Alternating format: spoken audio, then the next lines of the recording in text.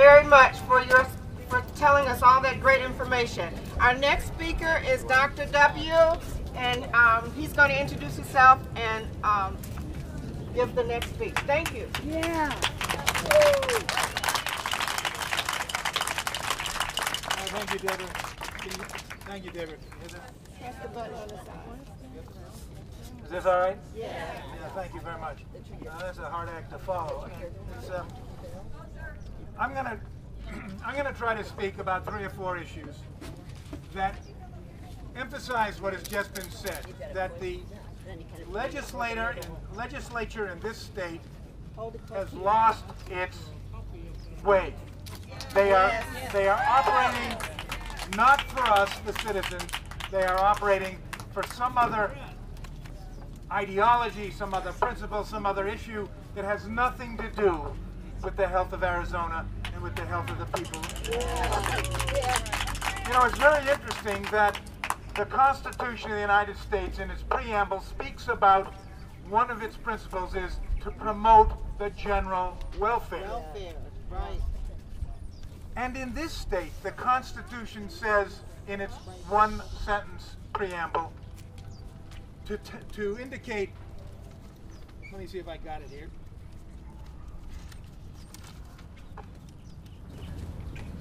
To indicate that we are grateful to God for liberty. Yes. Now, liberty is something that means the freedom to do what we want to do.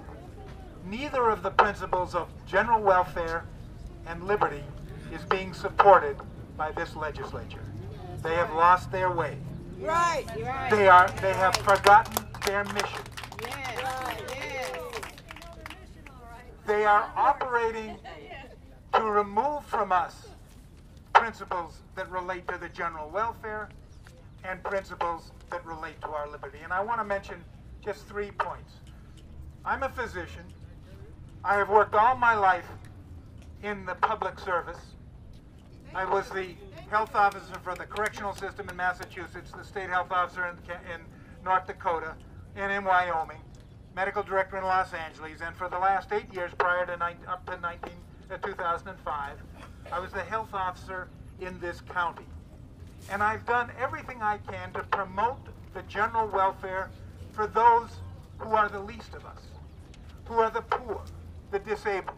Thank you. I maintain the principle, and I've quoted it frequently, of what Hubert Humphrey said, that the moral test of government is to do for those who are in the dawn of life, the children, those who are in the dusk of life, the elderly, and those who are in the shadows of life, the infirm, the injured, and the sick.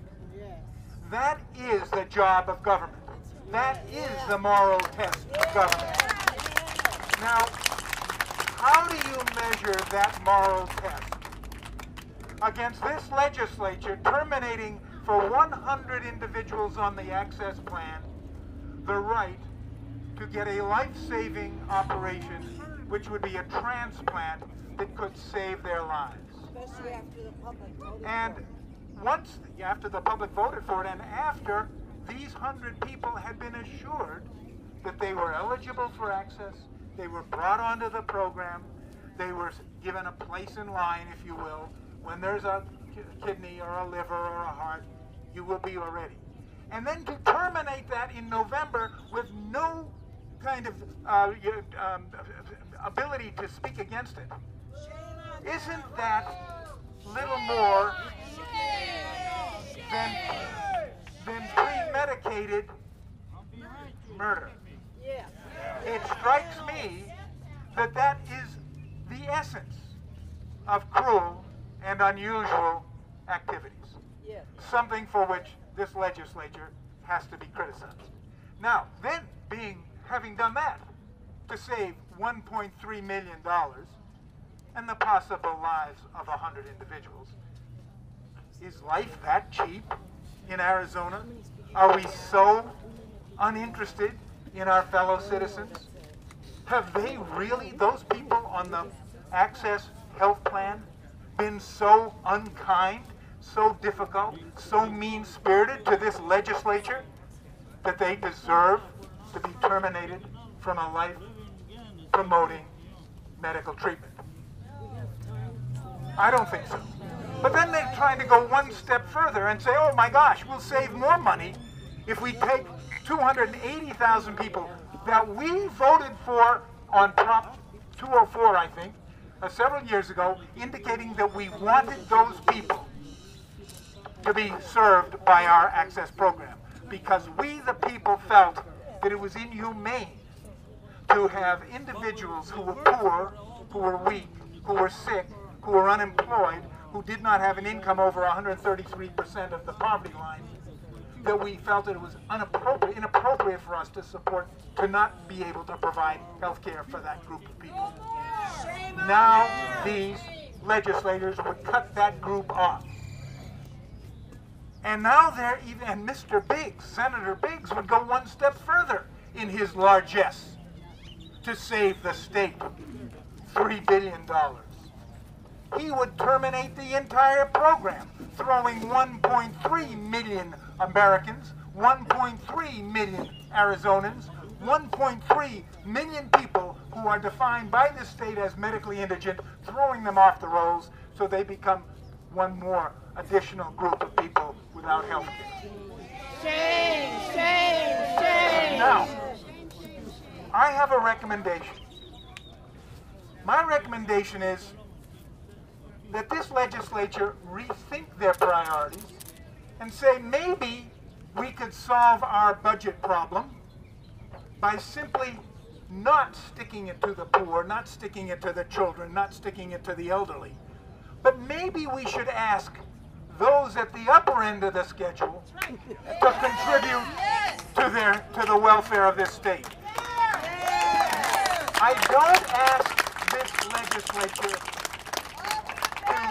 to pass a tax on those people because they've all taken a no-tax pledge. I wouldn't want them to go against their pledge.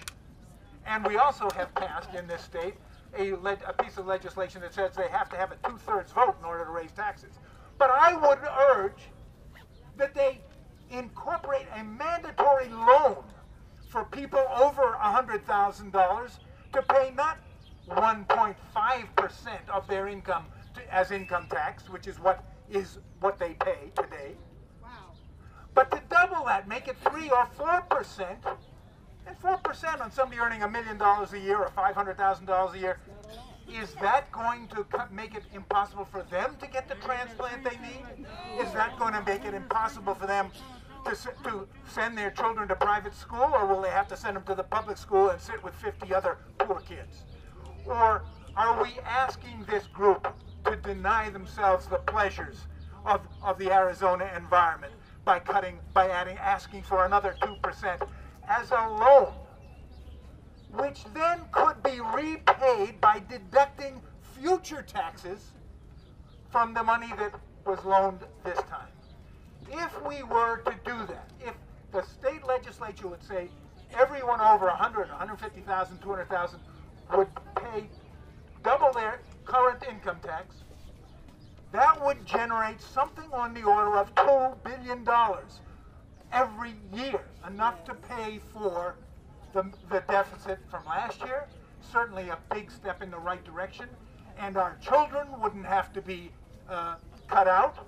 We wouldn't lose money in our Arizona universities, which are some of the greatest in the world. We certainly wouldn't see the poor being all thrown onto the uninsured side.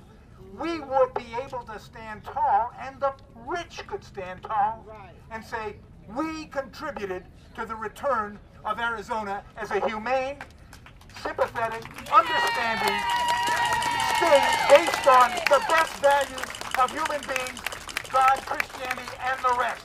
Thank you very much. But let me just make one final statement, and that is, because it's so important. Where is it?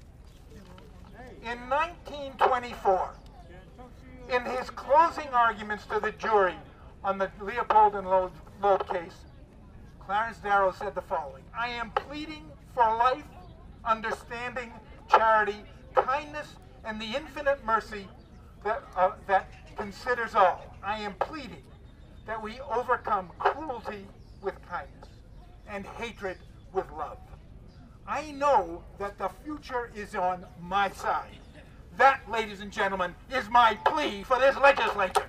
Let us have life and love and not hatred and death.